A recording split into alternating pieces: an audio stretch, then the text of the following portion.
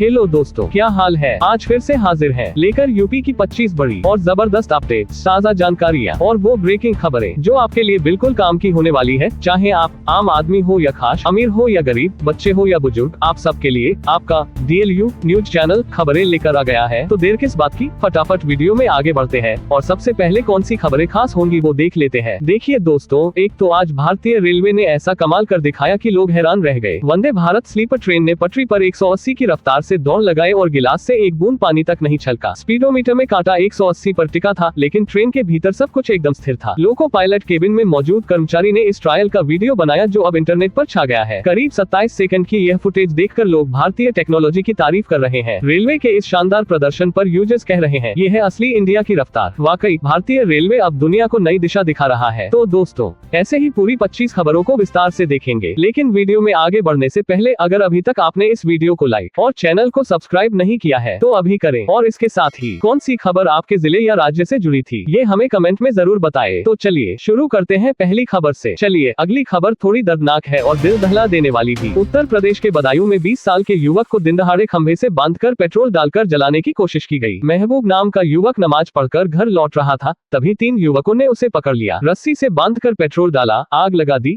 लेकिन रस्सियां जल गईं तो वह किसी तरह बच निकला। गंभीर हालत में उसे चंदौसी के निजी अस्पताल में भर्ती कराया गया है। मामले में आरोपी फरार है, पुलिस जांच में जुटी है। इलाके में तनाव और लोग कह रहे हैं ऐसी वारदातें इंसानियत पर धब्बा है। और वहीं पाकिस्तान से आई खबर ने वहां की शिक्षा व्यवस्था की पोल खोल दी है। मशहूर फिजिक्स प्रोफेसर परवेज हुदभाया बोले, हमारी पढ़ाई से नौकरियां नहीं, सिर्फ खिदमत की नौकरियां मिलती हैं। उनका कहना है कि पाकिस्तान में स्कूल अब मदरसे जैसे बन चुके हैं, जहां साइंस मैथ्स की पढ़ाई नाम मात्र की रह गई है। उन्होंने कहा, भारत में बच्चे इंजीनियर, प्रोफेसर, मैनेजर बन रहे हैं, लेकिन हमारे युवा अरबों में ड्राइवर और रसोइये बन रहे हैं। इमरान खान के दौर में शिक्षा और पिछड़ी सुधार की जगह गिरावट आए। हुदभाया बोले, हमारे सिस्टम को सुधारना मुश्किल है क्योंकि धर्म और राजनीति ने इसे जकड़ लिया है। वाकई उनकी बातें सोचने पर मजबूर करती हैं कि पढ़ाई का असली मकसद आखिर क्या रह गया है। चलिए अब बिहार की सियासत की ओर रुख करते हैं, जहां चुनावी घमासान चरम पर है। प्रधानमंत्री नरेंद्र मोदी ने औरंगाबाद की रैली में तेजस्वी यादव पर तीखा वार किया। बोले, भैया की सरकार आई तो फिर कट्टा दोनाली और फिरौती का दौर लौट आएगा। मोदी ने जनता से अपील की, बिहार को कुशासन नहीं विकास चाहिए, NDA ही भरोसेमंद है। महागठबंधन पर तंज कसते हुए कहा, छठ पूजा को ड्रामा बताने वाले आस्था का अपमान कर रहे हैं। राहुल गांधी का नाम लिए बिना बोले, शाही परिवार के लोग बिहार की भावनाओं को नहीं समझते। मोदी ने दावा किया, 14 नवंबर को विजय उत्सव मनाएंगे,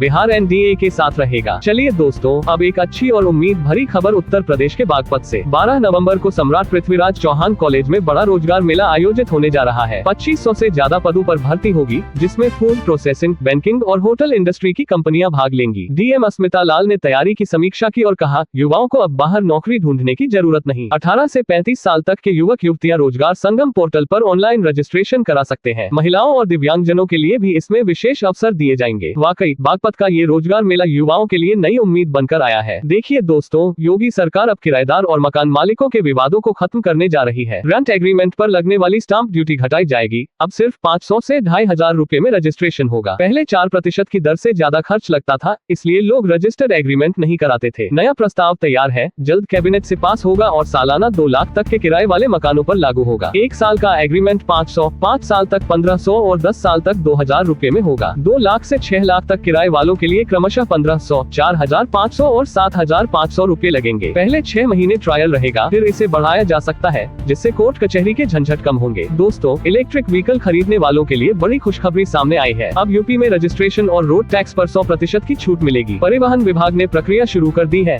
जो 13 अक्टूबर 2027 तक लागू रहेगी। परिवहन मंत्री दयाशंकर सिंह बोले, ये कदम EV को बढ़ावा देने के लिए है। ये छूट सिर्फ प्योर इलेक्ट्रिक व्हीकल्स पर लागू होगी 14 अक्टूबर 2025 से। हाइब्रिड कारों पर यह सुविधा खत्म, ई-बस और गुड्स करियर की संख्या बढ़ेगी। सरकार का लक्ष्य है पर्यावरण और जनता दोनों को राहत देना। चलिए दोस्तों, इसरो और नासा का संयुक्त मिशन निसार सैटेलाइट आज 7 नवंबर से ऑपरेशनल हो गया। 30 जुलाई को लॉन्च हुए इस मिशन का डेटा कैलिब्रेशन पूरा हो गया है। हर 12 दिन में ये पूरी धरती की तस्वीरें लेगा और भूकंप, ज्वालामुखी, भूस्खलन जैसी घटनाओं की जानकारी देगा। इसमें नासा का L बैंड और इसरो का S बैंड है, जो मिलकर डिटेल्ड इमेजेस भेजेंगे। इसका वजन 94 किलो और एंटीना 12 मीटर का है, जो 240 किलोमीटर तक कवर करेगा। मिशन 5 साल तक चलेगा और इसका डेटा सबके लिए फ्री रहेगा। इससे जंगल, ग्लेशियर और समुद्र की हलचल का सटीक अंदाजा मिलेगा। दोस्तों, यूपी में मौसम का मिजाज तेजी से बदल रहा है। दिन में धूप और रात में ठंड का असर बढ़ रहा है। आने वाले 2 दिनों में तापमान 2 से 4 डिग्री तक गिर सकता है। 7 नवंबर को पूर्वी यूपी में कोहरा छाने की संभावना जताई गई है। गोरखपुर, वाराणसी, कुशीनगर में हल्का कोहरा दिखने लगा है। 8 से 12 नवंबर तक मौसम शुष्क रहेगा और ठंड में बढ़ोतरी होगी। मौसम विभाग ने लोगों को सतर्क रहने और गर्म कपड़े तैयार रखने की सलाह दी है। देखिए दोस्तों, सोशल मीडिया पर एक अजीब मामला वायरल हो गया है। इंस्टामार्ट से 13,000 रुपए का सोने का सिक्का ऑर्डर किया गया, लेकिन बॉक्स खाली निकला। कल्याण ज्वेलर्स की पैकिंग और स्टिकर थे, मगर सिक्का गायब था। ग्राहक ने डिलीवरी बॉय के सामने अनबॉक्सिंग की। वीडियो 51 सेकंड का है। लोगों ने ऑनलाइन गोल्ड मंगाने को लेकर चेतावनी दी और कंपनी को टैग किया। कई यूजर्स ने मजाक में कहा, सोना महंगा हो गया है,